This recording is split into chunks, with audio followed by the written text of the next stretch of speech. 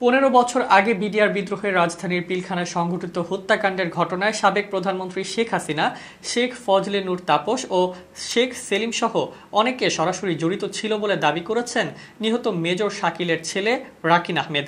শনিবার দুপুরে রাজধানীর মহাখালীর রাওয়া ক্লাবে আয়োজিত এক সংবাদ সম্মেলনে এই কথা বলেন তিনি।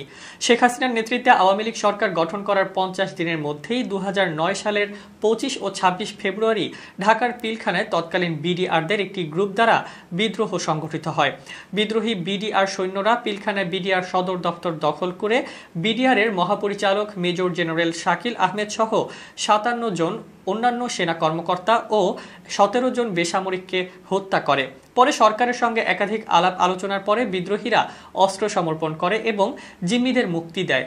অস্ত্র সমর্পণের মধ্য দিয়ে পরবর্তীতে এই বিদ্রোহের অবসান ঘটে। 2013 সালের 5 নভেম্বর ঢাকা মহানগর দায়রা জজ আদালত 152 জনকে মৃত্যুদণ্ড এবং 161 জনকে যাবজ্জীবন কারাদণ্ড দেয়। আরও 25 জন বিদ্রোহে জড়িত থাকার কারণে 3 থেকে 10 বছরের মধ্যে কারাদণ্ড পেয়েছিল।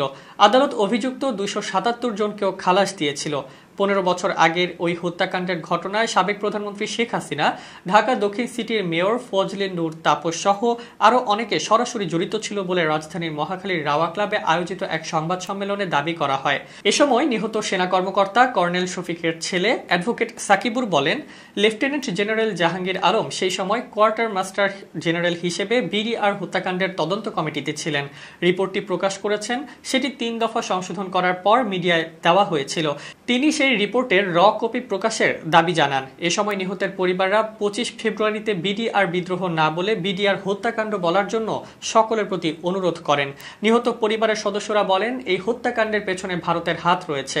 এছাড়া হত্যাকাণ্ডের ঘটনায় ডাল ভাত নিয়ে দ্বন্দ্বের যে কথা প্রচার করা হয় তা সত্য নয়। এই হত্যাকাণ্ডটি ভিন্ন খাতে নিতেই এমন কথা প্রচার করা হয়েছিল।